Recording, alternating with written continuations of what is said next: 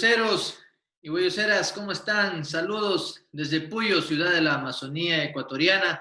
Soy Akangau Viteri Tassi, soy runa de la provincia de Pastaza por parte de mi padre e italiano por parte de mi madre. Bienvenidos, bienvenidas, welcome, benvenuti, Alicia Mushka, a Guayusa Política, un espacio que busca aportar con reflexión, análisis y opinión desde una perspectiva amazónica, incorporando el pensamiento político del Sumac Causay.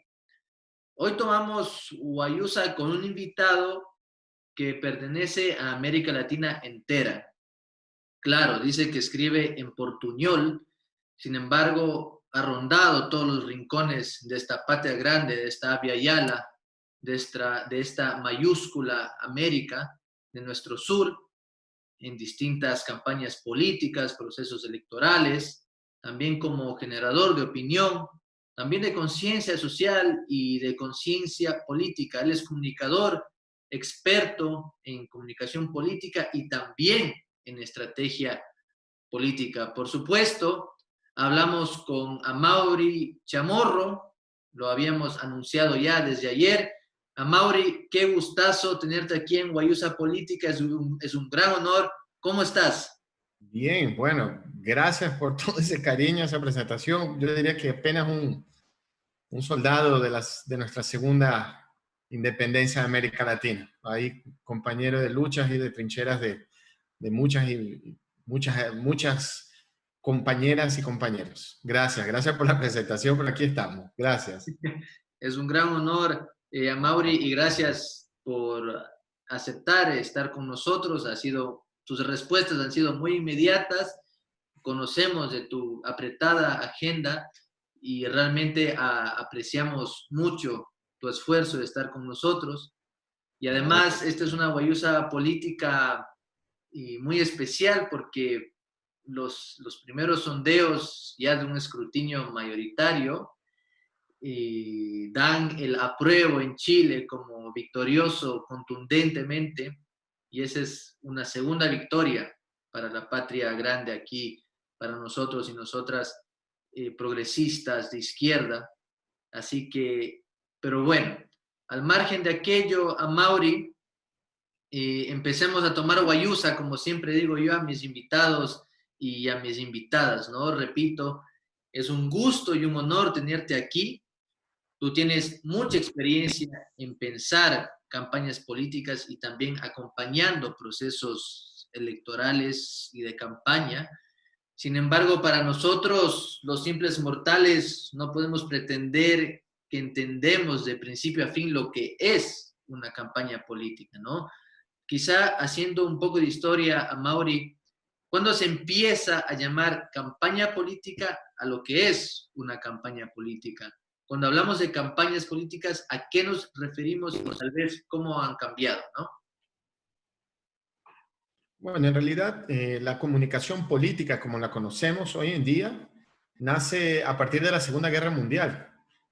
El primer gran estratega en comunicación política que conocemos hoy en día es Goebbels, es el ministro de propaganda de Hitler, ¿no? Que fue su coordinador de campaña, que utilizó todas estas herramientas que nosotros conocemos.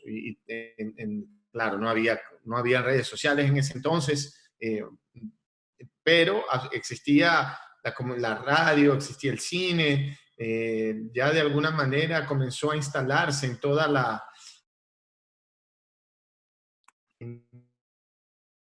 utilización casi que de un show, de un gran evento mediático para poder persuadir las personas. Él tuvo la idea de contratar un avión para que Hitler tuviera un avión para hacer su campaña presidencial. O sea, entonces él llegaba a los lugares y la llegada del avión de Hitler era un gran evento porque nunca se había visto en la historia de la humanidad. Fue el primer candidato a utilizar avión para poder llegar. Y entonces, imagínate, en lugares que siquiera había pistas de aterrizaje, él llegaba con su avión y claro, era una cosa impresionante. Entonces, esos elementos casi que transformar en una gran ópera, un gran concierto, un gran evento, el proceso de construcción de un relato para persuadir a las personas a votar por un candidato, eso nace con Goebbels. Inclusive la palabra estrategia, ¿no? El plan estratégico comunicacional, el plan estratégico, así como la palabra brief, ¿no? O el briefing, ¿no? Que estamos acostumbrados a quien trabaja con comunicación, es, o sea, voy a anotar, me van a pasar la información para que yo pueda apuntar cuáles son las necesidades, cómo diseño la estrategia. Son palabras que vienen del caso de brief, de la Fuerza Aérea estadounidense, que para que no se filtrara la información, entonces cuando iban a hacer los bombardeos, ellos pasaban un brief minutos antes de que los pilotos tuvieran que despegar para bombardear.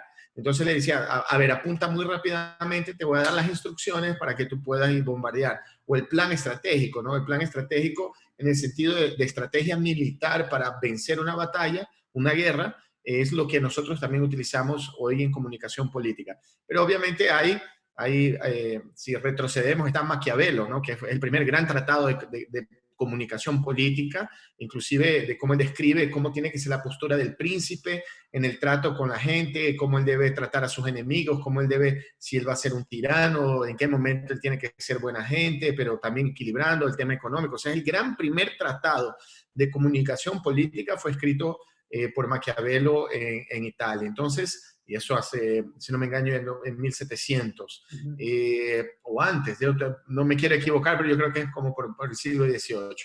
Entonces, hay una modificación, digamos, de esos tratados, inclusive porque se ha tecnificado en el sentido del uso de las tecnologías de información para hacer comunicación política. No obstante, de fondo es prácticamente lo mismo, ¿no? Es tocar el corazón, las mentes de los ciudadanos para de alguna forma en un momento, en un proceso electoral o también la comunicación de un gobierno, permitan que exista gobernabilidad o vencer las elecciones. Entonces la comunicación política trabaja los elementos comunicacionales, pero también de mano dada con procesos políticos, ¿no? Yo no me gusta hablar del marketing político, ¿no? Porque marketing viene obviamente del mercadeo, de vender un producto, vender una Coca-Cola o vender un carro o vender, no sé, sábanas. En realidad, la política influencia la vida de millones de personas, determina el futuro de la humanidad.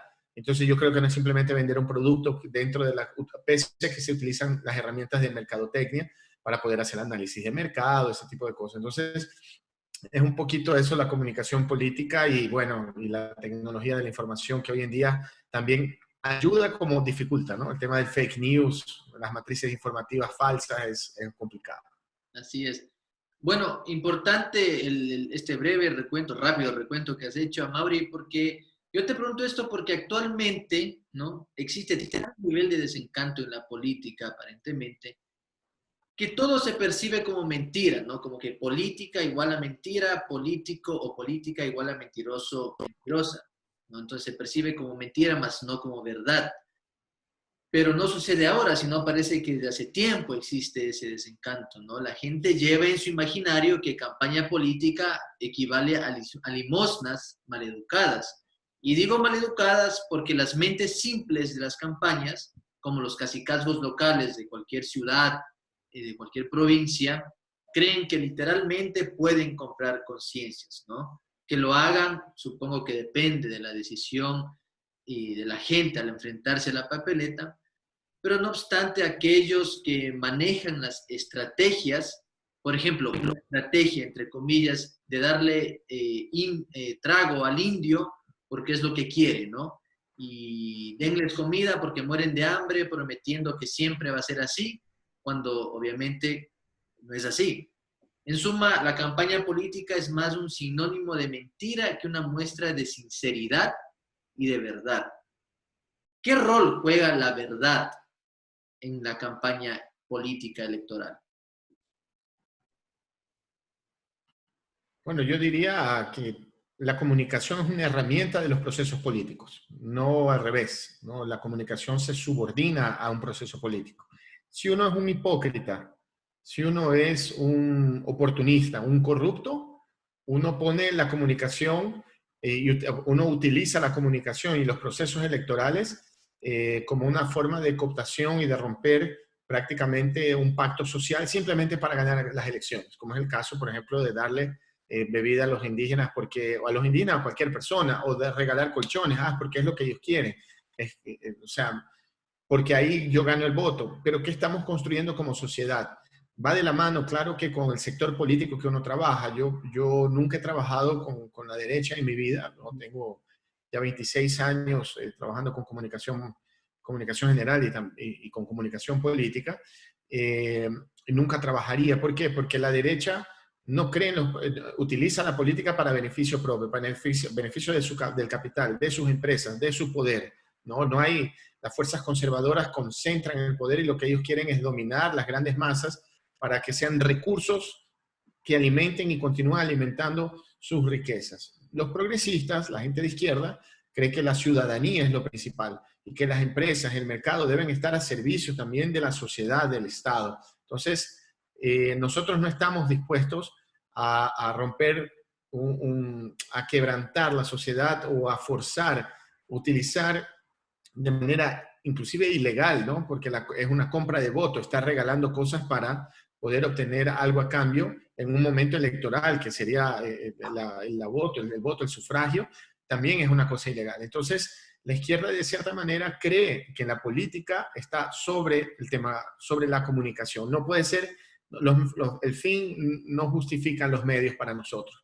Por eso también se nos hace muy difícil enfrentar el lawfare, ¿no? El lawfare crece, o sea, la persecución judicial que tiene como objetivo afectar directamente la opinión de la sociedad, sea en procesos electorales o fuera de ellos, tiene ese objetivo que utiliza, ese objetivo no, esa táctica, no utilizar el mecanismo de la destrucción de la reputación, utilizar la justicia, prender, meter a la cárcel gente ilegalmente, no importa, y comunicacionalmente yo transmito medias verdades o yo estoy mintiendo o descontextualizando la información para que la opinión pública sea favorable a un sector o al otro, eso nosotros lo hemos vivido en América Latina durante todo el tiempo. Entonces, todos estos últimos 5 años, yo diría. ¿Qué ha ocurrido también ahí que es importante, que es el debate inclusive de cuáles son los parámetros que nosotros tenemos como sociedad, porque se comenzó a cuestionar la democracia en sí misma, ¿no? ¿Cómo puede ser que un proceso de desestabilización desde el poder de la comunicación, ¿no? El poder informativo de las empresas de comunicación, cómo ha podido destruir las democracias en estos 2 últimos años? Es algo que realmente ha impresionado y que ha hecho con que la sociedad comenzara a repensar la democracia. Inclusive el resultado electoral en Chile es eso, el resultado electoral en Bolivia hace una semana es eso. El liderazgo de las encuestas por parte de la revolución ciudadana, ¿no? Del progresismo ecuatoriano, también es resultado de ese proceso de enfrentamiento de la sociedad que, pese a haber sido confundida, yo digo secuestrada por las empresas de comunicación a través de un proceso que no es informativo, sino por detrás de las empresas de comunicación existe una estrategia de comunicación política que influencia directamente su perfil editorial, a quién entrevista, cómo la entrevista, qué preguntas hace, cómo yo construyo los reportajes, todo eso no es simplemente con una actitud o cumpliendo la deontología, ¿no? Su función, su ética y las normativas de la Ley Orgánica de Comunicación para poder informar a la ciudadanía. No, ellos se transformaron en una herramienta política de un sector específico. Entonces, esa matriz informativa mentirosa, obviamente quiere confundir a la ciudadanía, secuestrar su percepción para a raíz de eso que la ciudadanía deje de votar por un sector o por otro. En el caso de la que la ciudadanía ya, pese a toda la fuerza, la presión informativa falsa, decida aún votar por el progresismo, ¿qué es lo que hace entonces el sector conservador? Mete preso al candidato, ¿no? Lo hizo con el presidente Lula, en el caso del vicepresidente Jorge Glass. Entonces, nosotros vivimos, sí, una presión de un sistema informativo que crea una coyuntura de mentiras que secuestra la opinión pública y que a su vez permite atropellar la normativa, la democracia. Entonces, ese es el peligro. Ahí está un gran ejemplo de la utilización de la comunicación política como una herramienta de destrucción de la democracia, no de construcción de la misma a partir de un proceso electoral, por ejemplo. Entiendo, Mauri. Ahora, y para seguir, ¿no? He observado que dentro de las campañas políticas se utilizan las emociones para exacerbar los sentimientos de las personas, de los votantes, de las votantes. Por ejemplo, prejuicios, fanatismos, racismo. ¿no? Pero también para que el ciudadano descubra lo mejor de sí, para sacar a relucir lo mejor del ciudadano, de la ciudadana, sentir empatía con lo que se le está comunicando, ¿no? Y hay ejemplos ahí concretos, por ejemplo, a Evo Morales cuando lo acusaban de tener un montón de hijos regados por ahí, entonces se manejaba la imagen del machito que dejaba regados los hijos por ahí, que la mujer desamparada. También aquí en Ecuador el caso de las alcaldesas, donde les montaban las caras de las alcaldesas sobre imágenes de películas pornográficas, pero también, digamos, del lado positivo, diría yo, por ejemplo, el spot de la bicicleta del presidente Correa, ¿no? Bastante también en comunicación política, un hito de la comunicación política, ese spot. ¿Cómo juegan las emociones versus las ideas en las campañas políticas? Mucho un poco a grandes rasgos, ¿no? Si te pudiera explicar ahí, se utiliza tanto la racionalidad como la emocionalidad, ¿no? Y ahí se subdivide, inclusive la utilización del miedo, ¿no? La generación del miedo en la sociedad te permite también crear condiciones para vencer una elección. O sea, acuérdate lo que hicieron durante la elección anterior, que hablaban de que el correísmo que el presidente Correa había liberado el consumo de drogas entre los jóvenes, pese a que era mentira. Acuérdate cómo hablaban del tema de Odebrecht, el caso de Odebrecht, pese a que era mentira. Entonces, la utilización de los sentimientos en el sentido de generar o miedo, a veces inclusive hasta más eficiente que generar la sensación de la esperanza, ¿no? Pero si tú escoges una campaña, y acuérdate también el caso de Ecuador, cuando durante el gobierno del presidente Correa, en la campaña del gobierno hablaba mucho de los resultados, los logros, ¿no? Tantas mil kilómetros de carreteras construidas, tantas escuelas del milenio, o sea, eso trabajaba también muy fuertemente con la racionalidad en el sentido de tangibilizar los logros de la gestión de la revolución ciudadana, sin perder esos momentos maravillosos realmente de la comunicación política, que fue el caso del spot de la bicicleta, inclusive la canción de despedida del presidente Correa. Entonces, en ese momento, claro, lo que tienes que evaluar es específicamente qué es lo que se necesita para poder transmitir mejor la información, cómo puedes persuadir mejor a la ciudadanía al momento de comunicar con un ambiente político, social, económico específico. O sea, tienes que saber que hay momentos específicos que tú trabajas, qué tipos de sentimientos, cuál es el mensaje que tú quieres dar. No es una cosa lineal que todo el tiempo yo digo lo mismo. En realidad se construye, ¿no? La comunicación es un gran mix. Hablamos de, inclusive cuando se hace la planificación de medios, hablamos de mix de medios, ¿no? Por eso se trabaja, por ejemplo, en la publicidad con radio, con televisión, con redes sociales, con vallas en las calles, con publicidad, qué sé yo, en un sitio web, en una revista, en un periódico. O sea, yo compongo un relato, o algunos dicen el storytelling de la campaña que yo quiero, o sea, contar la historia a través de diversos medios que me permiten cercar, o sea, llegar a la ciudadanía de manera más amplia y contar todo. Pero yo te digo, para mí, yo tengo una hipótesis que es el gran volumen de producción de fake news y el impacto de la comunicación digital, no solo en los procesos electorales, pero en la democracia en sí, ha forzado que la izquierda, que siempre ha tenido amplio apoyo popular, logre reconectarse con la ciudadanía no dependiendo de mediaciones. ¿Qué quiere decir? O sea, para que yo pueda hablar con los amplios sectores indígenas, yo no puedo depender de una radio, yo no puedo depender de la televisión, no puedo depender del WhatsApp y del Facebook. Yo tengo que ir a la casa de ellos a hablar con ellos. Yo tengo que estar en las plazas públicas, tengo que estar en los mercados, en sus trabajos. Yo tengo que volver a las calles. ¿Por qué? Porque, por ejemplo, en el caso de las redes sociales, las empresas como el Facebook, Twitter, Google, ellos por detrás de ahora lo que la gente nos está viendo, existen lo que conocemos un poco del tema, son los algoritmos, o sea, son los códigos que se escriben en la computadora, así como la película Matrix, para quien ha visto Matrix, ¿no? Cuando van los códigos fuente de la Matrix, se ve en la pantalla de la computadora, inclusive es una película, la 1, la recomiendo para entender lo que estamos hablando, permite de alguna manera los códigos que la ciudadanía vea o no lo que nosotros estamos transmitiendo. No es una cosa, no es porque yo entro vía Facebook Live que la gente, todos los millones de seguidores lo van a ver, independiente del volumen de seguidores que yo tenga, la cantidad de gente que lo replique. Porque eso ocurre dependiendo de cómo los códigos fuente, o sea, cómo los algoritmos permiten que esa información se disemine. Y hay una actitud política de la construcción de esos algoritmos. Por ejemplo, el presidente Correa tuvo su página, su fanpage eliminada de las redes sociales. ¿Por qué se elimina? Por una actitud política. Así como yo he visto, y hay un comportamiento común en las redes sociales en todo el planeta, de que cuando el progresismo va a hablar, cae el volumen de información, el volumen de accesos o inclusive el impacto, el alcance del mensaje. ¿Por qué eso ocurre, pese a los millones de seguidores que hay? Porque obviamente por detrás hay un mecanismo que te impide. Lo mismo cuando uno va a hablar en una radio, uno va a hablar en la televisión. ¿Por qué los presentadores son agresivos? Casi que insultan a la izquierda.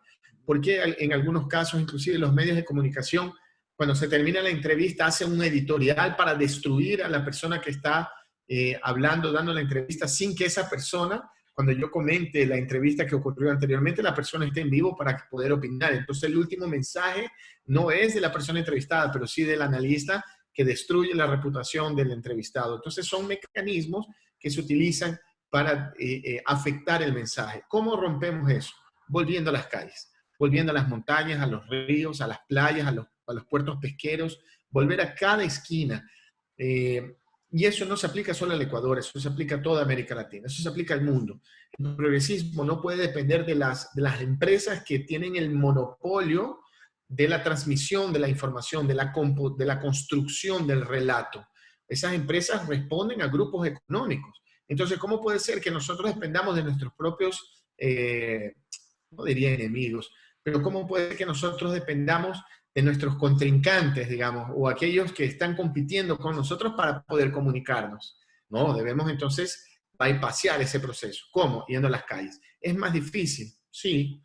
¿Es más caro? Puede ser que no. ¿Se necesita más tiempo? También se necesita, pero se necesita organización social, política, sí, también. Pero eso obliga a que nosotros, y eso es parte de un proceso de comunicación política. La comunicación política no depende de la mediación de un canal de televisión, de la radio o de Facebook. La comunicación política también se utiliza de las herramientas de la conversación.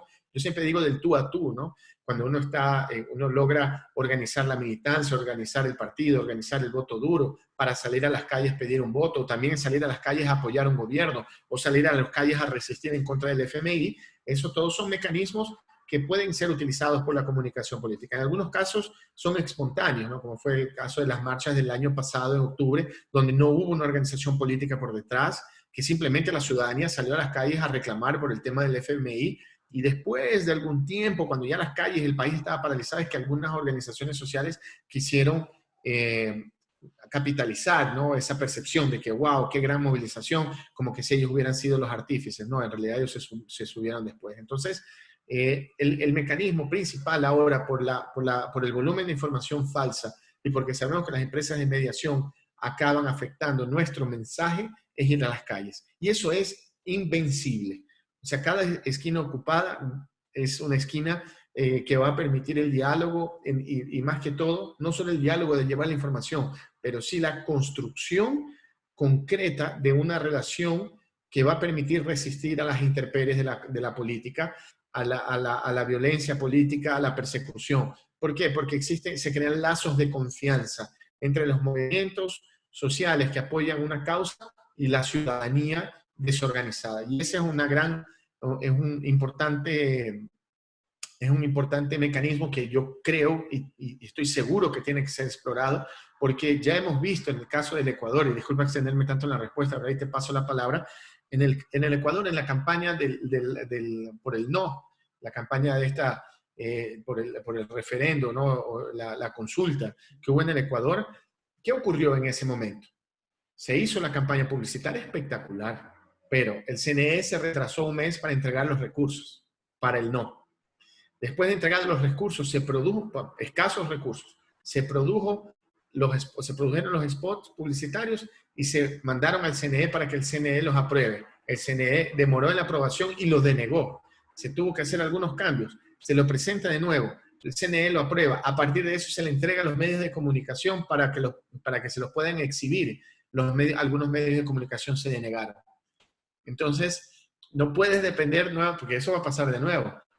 En ese momento, el presidente Correa tenía una fanpage y era, era el político más influyente del Ecuador.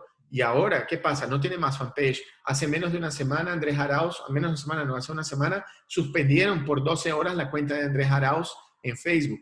Entonces, si ellos tienen ese poder, nosotros no podemos depender. O sea, tenemos que ir a la calle. Claro que necesitamos del spot, claro que necesitamos construir un relato, una imagen, un mensaje poderosísimo, pero la construcción y la movilización social territorial es tan o más importante que la televisión, porque es a través solo eso va a crear realmente un lazo emocional que va a permitir buscar ese voto indeciso o que la izquierda quiera vencer las elecciones. Y ahí está el ejemplo de Bolivia, ahí está el ejemplo de Chile. El ejemplo de Chile es fabuloso. La misma cosa, las manifestaciones de octubre del año pasado que desembocan ahora en la constituyente, fue una movilización absolutamente ciudadana, difusa, no hay ningún partido político por detrás, no existe ninguna organización social por detrás de las movilizaciones, nadie capitalizó, dijo, no, fuimos nosotros que organizamos, nadie se transformó en vocero, no había un vocero de las marchas, no hay un vocero de la constituyente, y se ganó, se logró que el gobierno, este gobierno fascista de Piñera, un gobierno que es la continuidad de Pinochet, tuviera que aceptar la realización de una constituyente. Eso no se hizo con qué, con spot publicitario, con redes sociales, con pauta en Facebook. ¿Qué es lo que logró esa movilización que hoy dio la victoria? El pueblo en la calle. Punto. Pare de contar. Entonces, eso es lo que tenemos que también entender los movimientos progresistas de América Latina, de constantemente movilizarse para crear esa gran acción que es la red social, es el concepto de la red social, es hacer un Facebook de a pie con la ciudadanía en las calles, ¿no? Es más o menos, eso es lo que yo creo como una hipótesis que es muy importante cambiar la forma de pensar. Ahora, Mauri, has mencionado varias cosas muy importantes y yo quisiera plantearte varias cosas, ¿no? Y primero el tema, por ejemplo, de la comunicación política, la campaña política, los procesos electorales que responden a situaciones tanto coyunturales, políticas o pueden ser de otra índole. No estamos en medio de una pandemia donde está existiendo supuestamente un rebrote bastante agresivo, tanto en Europa, pero también en América Latina. Uno, ¿cómo pensar una campaña política en ese sentido, ¿no? Que dicen, ¿no? Que supuestamente esta campaña electoral aquí en Ecuador va a ser bastante particular por el tema de exacerbar las redes sociales, ya no mucho el puerta a puerta, sino tal vez el Facebook a Facebook, no sé, o sea, pagar la pauta por Facebook. De hecho, por ejemplo, y tú lo has dicho muy bien, ¿no? A pesar de aquello, se necesita el encuentro personal, el cara a cara, y esta pandemia yo creo que ha demostrado que se necesita el contacto personal, el contacto visual, y físico, ¿no? De un abrazo, un apretón de mano, inclusive una conversación. Pero, por ejemplo, vemos que el candidato que más pauta ha pagado en redes sociales, en Facebook, es, por ejemplo, el banquero Guillermo Lasso, ¿no? Y hablabas también del tema de los medios de comunicación, los movimientos progresistas, los candidatos de los progresismos no tienen, digamos, esa amistad, entre comillas, con los grandes monopolios de comunicación, entonces no pueden fiarse de que sus spots publicitarios sean difundidos por los medios de comunicación, el tema de la pandemia en las redes sociales. Entonces, en el contexto, y perdón ser tan reiterativo, de la pandemia, ¿cómo pensar una campaña política, un proceso político que realmente llegue a la gente?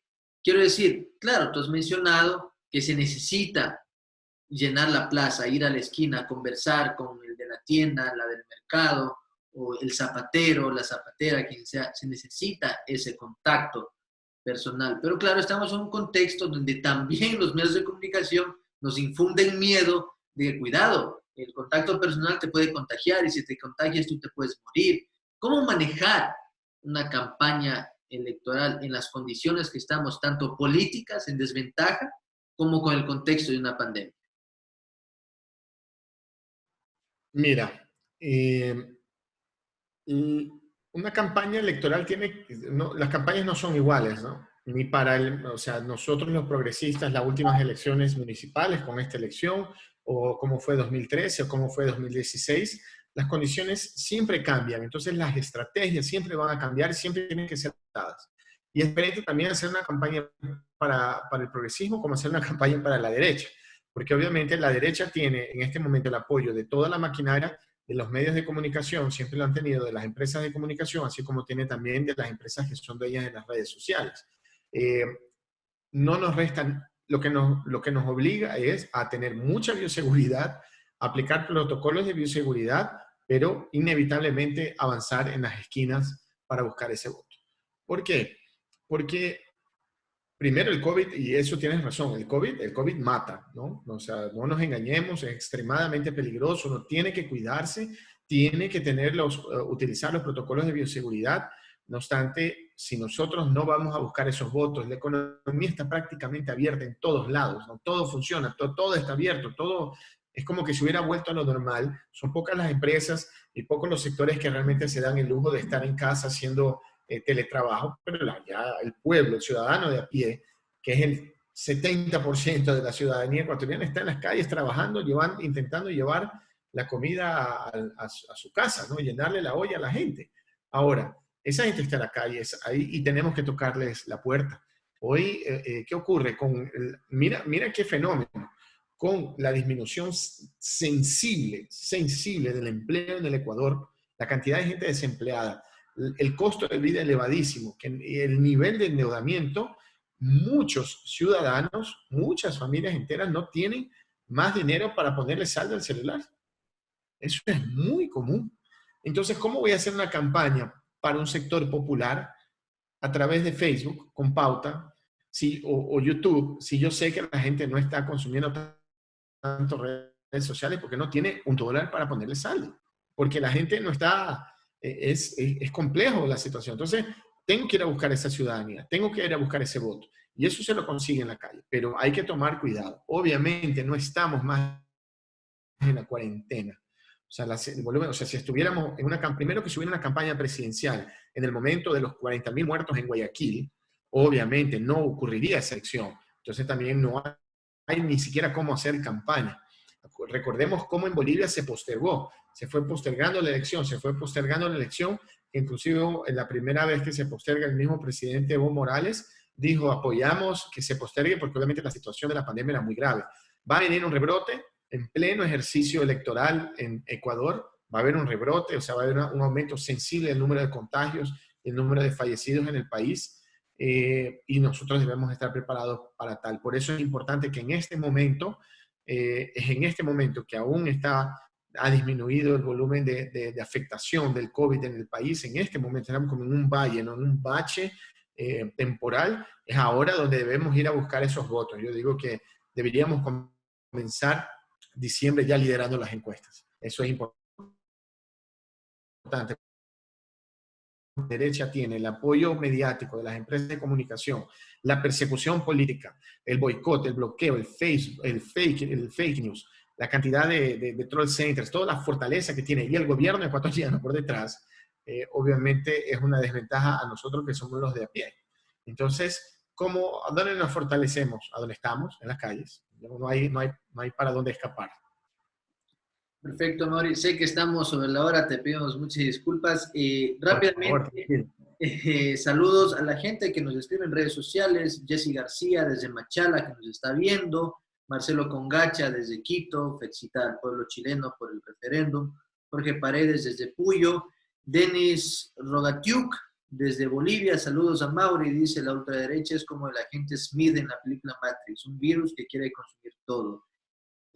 Walter Quiñones también saludos, y Juan Gatasi Bianchi también te manda saludos.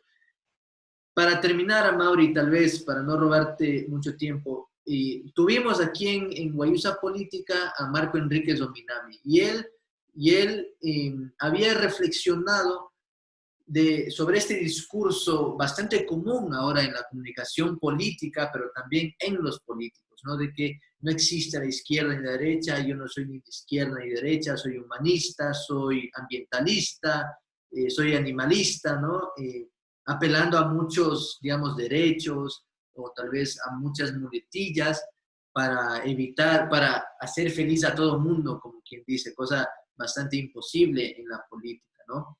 Pero Marco Enrique Sominami, uno de los grandes impulsores, además de Apruebo en Chile, reflexionaba que existe una izquierda y una derecha, existe, ¿no? Inclusive decía, claro, qué casualidad que siempre la derecha le interesan las privatizaciones, siempre la derecha maneja un discurso de eficiencia en el Estado y en el sector privado, pero claro, también admitía que pueden haber momentos en que la derecha o la izquierda no basta para leer el momento político, no basta para dar respuestas porque pueden haber cosas nuevas, como quizá, por ejemplo, la pandemia, ¿no? La pandemia, por ejemplo, tal vez izquierda-derecha pueden, desde sus trincheras, proveer ideas, tanto en una campaña electoral como si están en funciones de cómo manejar aquello, ¿no? Pero claro, vemos que la derecha, por ejemplo, aquí en Ecuador, ha manejado la pandemia de una forma desastrosa. Ahora, estamos en un contexto de campaña política, de procesos electorales. Existe dos cosas. Existe la izquierda y la derecha para ti, Mauri, y en ese contexto, en ese sentido, en esta situación tan vulnerable quizá, cómo manejar una campaña desde una visión progresista de izquierda y quizá desde una visión de derecha, ¿no? O sea, ¿cómo funciona aquello? Porque existe una izquierda y una derecha, eso existe. ¿Cómo tú describirías ese discurso en este contexto de la pandemia?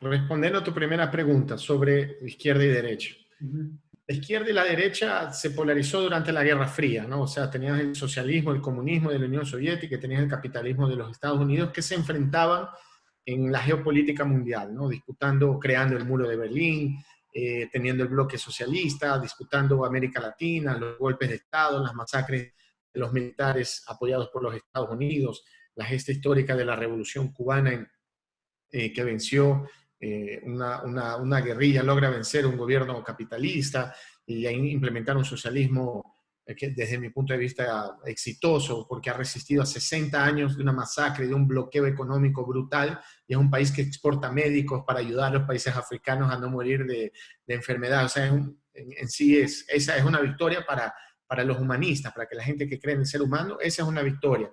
Para los otros, lo que ellos creen una victoria es que exista McDonald's en las esquinas de nuestras casas. Entonces, ¿qué es lo que yo te diría? Existe, sí, la izquierda y la derecha, pero a partir de la caída del muro de Berlín, vence ese relato la derecha, el capitalismo mundial, ¿no? Entonces, existe a partir del año 89 una gran presión a través de la construcción de la industria cultural, de la construcción de las conciencias, donde fue poco a poco arrinconando las derechas, las izquierdas, e inclusive haciendo con que algunas izquierdas y algunos partidos comunistas, por ejemplo, dejaran de existir en los países, cambiaron sus nombres.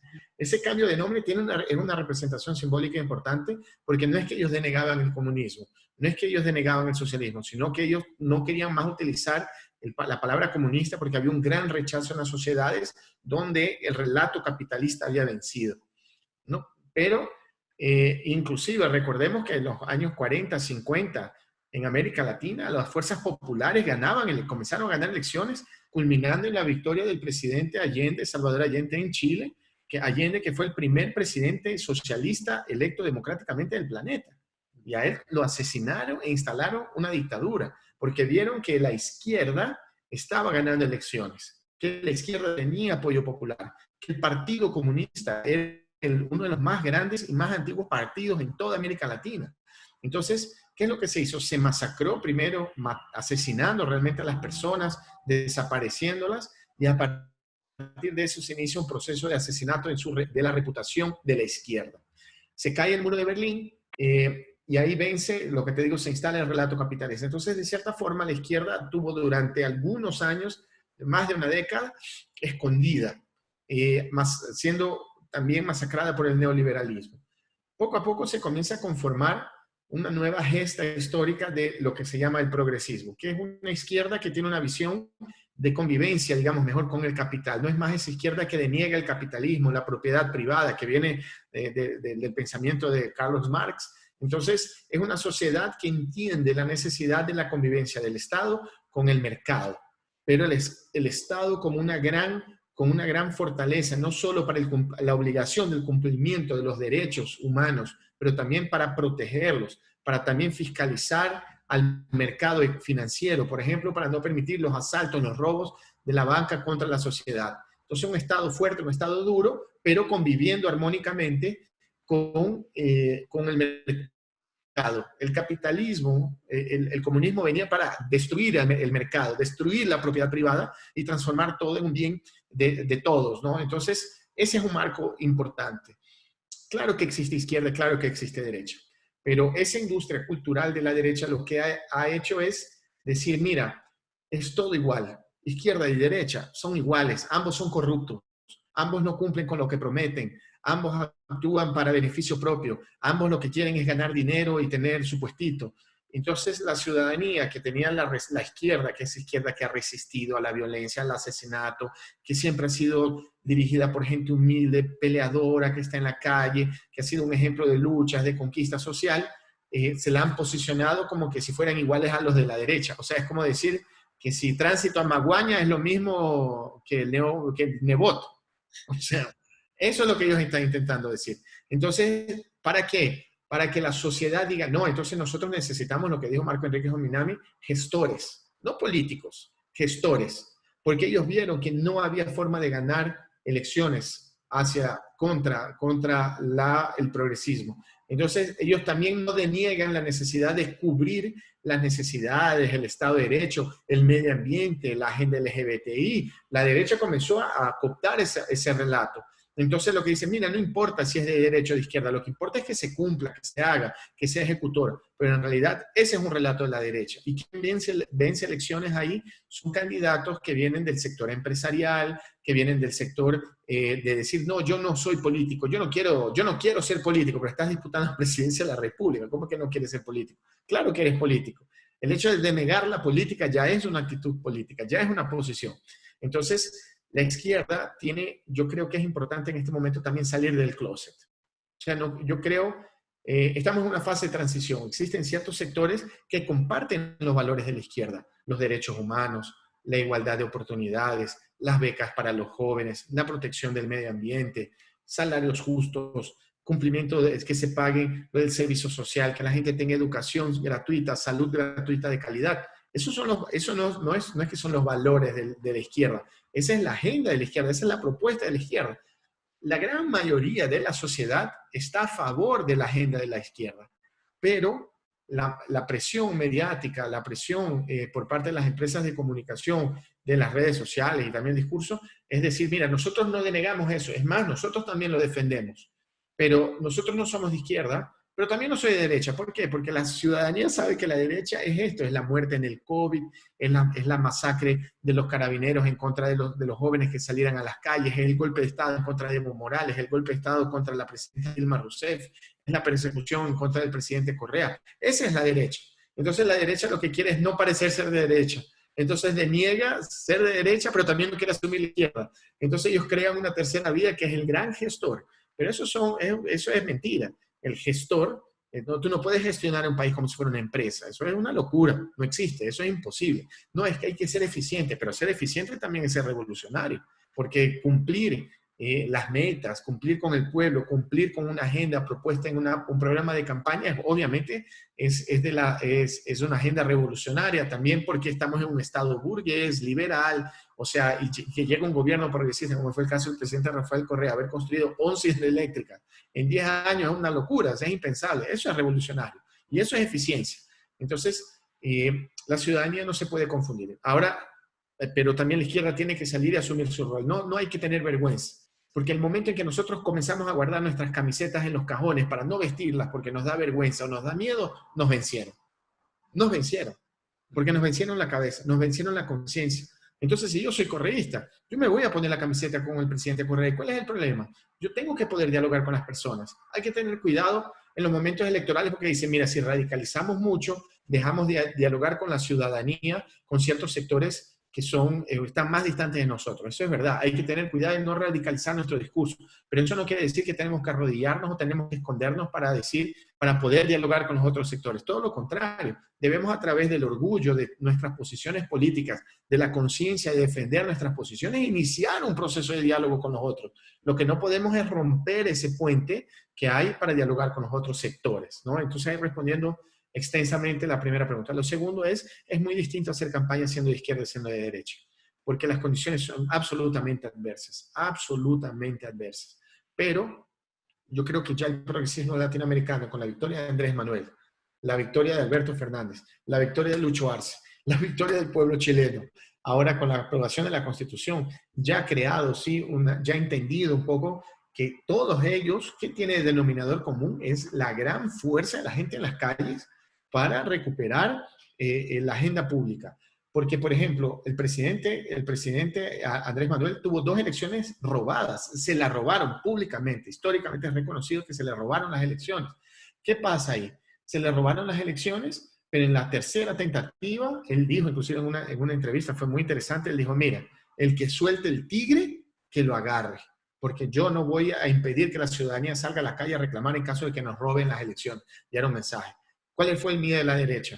Esto se puede incendiar. La votación fue construida por una gran campaña de calle. Lo mismo fue en Argentina, lo mismo fue en Bolivia, lo mismo es en Chile. Y en el Ecuador tiene que ser así también. Entonces, la sustentación, los mecanismos. La izquierda no tiene los recursos de la derecha. La izquierda no tiene las empresas de comunicación. La izquierda no tiene el apoyo de Facebook, de Twitter, de YouTube, de Google, de Netflix, porque Netflix inclusive produce series y películas para afectar a la izquierda. Recordemos El Mecanismo, que es una película que posiciona al presidente Lula sobre el tema del lawfare como que se fuera un alcohólico corrupto. Existe ahí también una serie de Netflix, también produce contenido que ayuda a influenciar la opinión pública a favor de la derecha. Entonces, ¿qué es lo que nosotros tenemos? El pueblo. Nadie tiene el pueblo. Eso es el pueblo, las fuerzas populares son de izquierda. Lo que pasa es que tenemos que crear esos mecanismos de recuperar esa fuerza popular para que ellos sean los grandes vectores de buscar el voto con los sectores indecisos, para que la gente, la ciudadanía se empodere del proceso político. No es que venga un político, un candidato a decir, voten por mí. No, la ciudadanía tiene que decir, voten por él. Entonces, cuando venga tu vecino y te toque la puerta y diga, mira, yo voy a votar por el candidato, por Andrés Arauz. Entonces, yo quiero pedirte a ti que me ayudes. O sea, eso tiene más credibilidad que Andrés, que le toca la puerta y dice, mira, vota por mí. Entonces, esa fuerza popular es lo que la derecha quiere arrinconarnos, pero lo que nosotros tenemos que hacer es soltar ese tigre. Tenemos que avanzar hacia la composición de una fortaleza, de una musculatura social que nos permita ganar las elecciones. Mauri, perdóname, solo para terminar, si quieres, lo más puntual posible, discúlpame. Y no, por favor, gracias. Con lo que tú has mencionado se me viene una idea, ¿no? Y es una idea que a mí personalmente no me asusta, no me fastidia el término, cómo lo usan, pero no me asusta ni nada la etiqueta. Pero cómo lidiar tanto en campaña electoral, en campaña política, y porque todo lo que tú mencionas son reivindicaciones justas, populares, de dignidad, históricas, de los pueblos originarios, de los pueblos negros, de los pueblos cholos, o quizá de alguna otra etnia, del pueblo mapuche, por ejemplo, en Chile. O sea, esas condensaciones políticas que tienen un horizonte claro, que es cumplir con esas reivindicaciones históricas. Luego la derecha viene y nos tachan de populistas, ¿no? Esa gran muletilla del populismo, ¿no? ¿Cómo lidiar, por ejemplo, con esa muletilla, con esa etiqueta de populismo, de que si tú reivindicas un legítimo derecho histórico, ciudadano, popular o étnico, o lo que fuese, y te tachan de populismo, de populista? ¿Cómo lidiar con eso finalmente? Primero es, tú acabas de citar algo que hace paralelo a lo que yo dije anteriormente, que es cuando uno guarda la camiseta en el cajón porque tiene miedo. ¿Y cuál es el problema de ser populista? Exacto. Porque la derecha dice que somos populistas. Sí, lo somos. Porque somos populistas, porque nuestras fuerzas son populares, porque nuestra agenda es la reivindicación del derecho del pueblo pobre, de los invisibles, de la patria, para que tengan las mismas o mejores condiciones que los ricos de este país. Eso es populista, claro que es populista. ¿Y cuál es el problema? El populismo ha sido utilizado por los sectores conservadores y la academia conservadora que responde al neoliberalismo que viene de la academia de los Estados Unidos para decir que es algo negativo, ¿no? Perón es algo negativo porque fue muy populista, Jean Goulart, Getúlio Vargas, o sea, oh, eso no. ¿Por qué eso no? Porque claro, porque ellos tenían el apoyo de los partidos socialistas, del Partido Comunista, porque eran fuerzas populares que lo llevaron a implementar que en ese momento populista les implementaron la agenda de los derechos laborales, fue ahí que nace el seguro social en América Latina, la seguridad social, o sea, esa fortaleza viene del movimiento popular, esas conquistas. Entonces sí, nosotros somos populistas porque estamos reivindicando el pueblo. Entonces tenemos dos opciones, o denegamos porque nos da miedo, o nosotros partimos a un proceso de pedagógico. Yo diría que más que dejar a un lado, deberíamos dejar a un lado, perdón, las estrategias de marketing político para utilizar Paulo Freire, para utilizar un proceso de construcción de educación popular, que tenemos que educar políticamente a la ciudadanía. No podemos comunicarnos con la ciudadanía. ¿Comunicarnos qué? Yo mando un mensaje para que vote por mí. Se acabó la elección, yo digo chao. No, el proceso de construcción, de educación, de formación política tiene que ver con procesos de desconstrucción, por ejemplo, de un concepto tan importante mal utilizado. Entonces, nosotros debemos cada vez más crear esos procesos pedagógicos para la formación de las conciencias. Y eso, ahí están los mecanismos que yo utilizaría de la comunicación política, ¿no? La pedagogía del oprimido, ¿no? El gran libro referencial de Paulo Freire es justamente eso, utilizar el ambiente para que la sociedad, para que el pueblo pobre, invisible, tenga las herramientas de emancipación, de ser libre. Marketing político no te va a dar eso. Entonces, ese libre, ese soberano, ese emancipado que tiene, y esa es la labor de la izquierda como en un proceso electoral y también en un proceso de construcción política, tiene que ser constante y solo eso va a proteger a esa ciudadanía del marketing, del lawfare, de la influencia de las empresas de comunicación, porque él va a tener ese criterio. Entonces es un trabajo a mediano y largo plazo y es la única forma de protegernos. Por eso digo, ¿somos populistas? Claro que somos populistas. ¿Somos socialistas? También somos socialistas. ¿Cuál es el problema? ¿Cuál es el problema? Sí, el Che Guevara es alguien muy importante para la historia de América Latina y de la izquierda, y es un ejemplo a nivel mundial. Ah, no, pero es que eso nos puede desfasar la relación con algunos sectores. No, vamos a dialogar con los sectores. Es simplemente no cerrarnos como que si fuera una verdad absoluta, pero también no podemos denegarla. Y ese error de negar ese proceso nos ha permitido perder espacio. La revolución boliviana, el proceso del cambio, reivindicó sus orígenes, reivindicó ser de izquierda, antiimperialista, y mira el resultado que sacó. Entonces, si hubiera sido un cálculo matemático viniendo del marketing, decir, no, dialoguemos con los sectores que son menos, miran medio feo al Che, entonces deneguemos. No, el Che es parte de nuestra simbología. ¿Entiendes? O sea, claro que hay que matizar todo eso, hay que entender, o sea, yo no puedo ir a una reunión con los sectores empresariales vistiendo la camiseta del Che Guevara, no es eso. Pero yo también no tengo por qué denegar que es simbólico, ¿no? Para nosotros y que los pueblos ancestrales son la punta de la lanza de la reivindicación de este proceso histórico.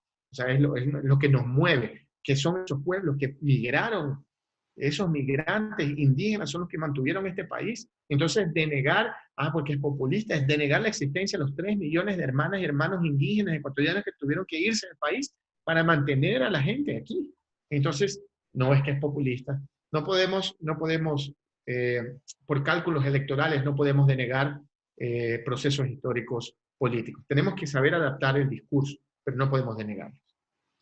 Amaury, realmente muy esclarecedoras tus reflexiones, realmente aportan muchísimo al debate en estos tiempos bastante álgidos y violentos de la política, ¿no? Al margen de esta pandemia, son violentos, no solo en materia física, de represión brutal policial como en Chile, como en Colombia, aquí en Ecuador Sí, en también, Ecuador. sino violentos también por el discurso, por los discursos que tú también has desgranado, creo yo, muy claramente en este diálogo. Realmente agradecemos muchísimo tu muy buena predisposición por haber estado con nosotros aquí en Guayusa Política, un espacio nuevo de comunicación política, contrahegemónico, lo llamo yo siempre, ¿no? Porque hay que romper el cerco mediático por donde más se pueda.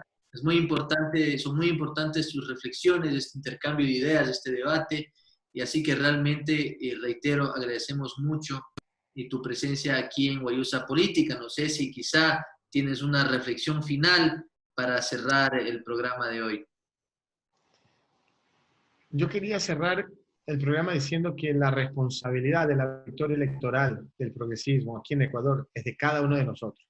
No es del candidato, no es del movimiento político, no es de la campaña, no es del spot, del jingle, de la pancarta o del eslogan.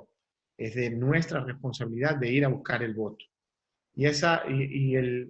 Los chilenos, los bolivianos, los argentinos y los mexicanos han demostrado que es así.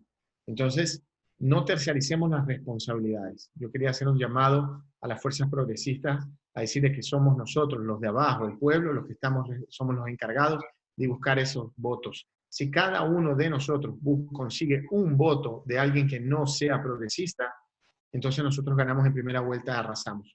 Un voto. O sea, si tenemos una familia de 5 personas, cada uno de nosotros logra buscar un voto para el progresismo, un voto de un indeciso, de una persona que no sabe por quién va a votar, nosotros arrasamos en primera vuelta. Entonces, esa es la responsabilidad que nosotros tenemos histórica con el país. Y yo creo que todos tenemos conciencia y estamos trabajando para eso. Gracias por el espacio, gracias por la invitación. Yo voy a estar siempre a disposición para participar del programa y un saludo a todas y a todos. Gracias. Muchas gracias a Mauri, saludos a Jairo desde Puyo también, a Mary Ordóñez desde Loja, que nos escuchan desde varias partes del país, desde aquí en la Amazonía también a Mauri te enviamos un fuerte abrazo, también a los guayuseros y a las guayuseras, gracias por siempre seguirnos, nos vemos el miércoles con otra Guayusa Opina, no olviden que tomar guayusa es sinónimo de reflexión, muchas gracias.